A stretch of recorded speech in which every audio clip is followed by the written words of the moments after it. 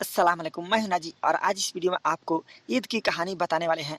आप सभी को खुदा की वास्ता है कि आप इस पूरी कहानी को देखे बिना वीडियो को छोड़कर ना जाए। तो चलिए बिना देरी किए आपको ईद की इस कहानी को बताते हैं। चारों ओर ईद की तैयारियां चल रही थी। नगमा एक गरीब महिला थी जो लोगों के घर काम करके पैसा कमाती थी।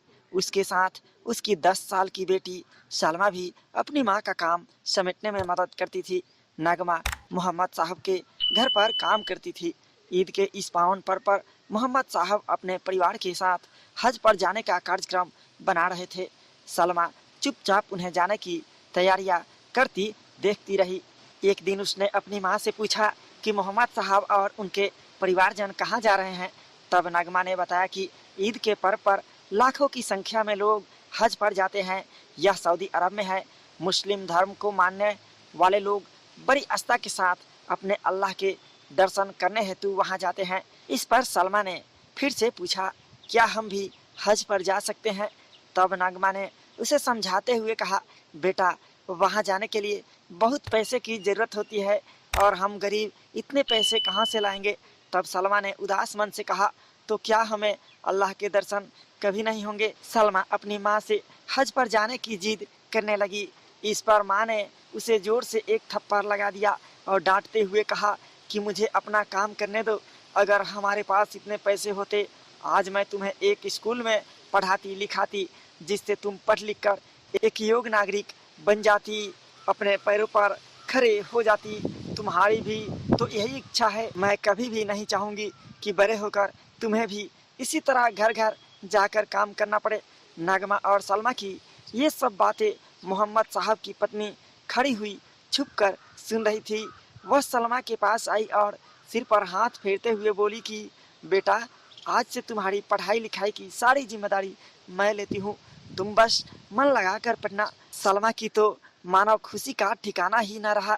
अब वह मन लगाकर पढ़ती थी। कक्षा में भी सदा अव्वल आया करती थी। नगमा भी अपनी बेटी को खुश देखकर प्रसन्न रहने लगी। समय बीतता गया। सलमा ने अपनी पढ़ाई पूरी कर ली और एक अच्छे पद पर सरकारी कार्यालय में नौकरी भी करने लग गई। अब सलमा अपने और अपनी माँ के सभी सपने पूरे कर सकती थी और अब नगमा को भी किसी के घर काम करने की जरूरत नहीं थी। आज ईद का दिन था। सलमा ने एक सुंदर उपहार खरीदा और अपनी माँ को लेकर वह मोहम्मद साहब के घर गई। उनकी पत्नी ने दरवाजा खोला और सलमा तथा नगमा को अपने सामने देखकर वह बहुत प्रसन्न हुई। सलमा ने उन्हें ईद की मुबारक देते हुए वह उपहार दिया।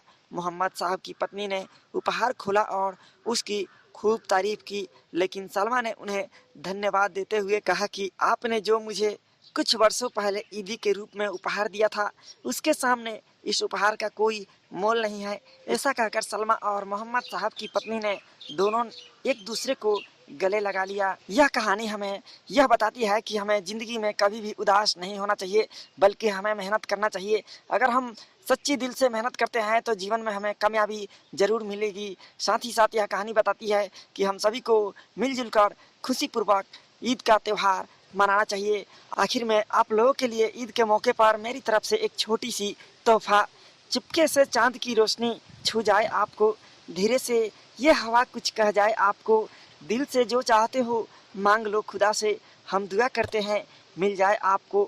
आप सभी को ईद मुबारक।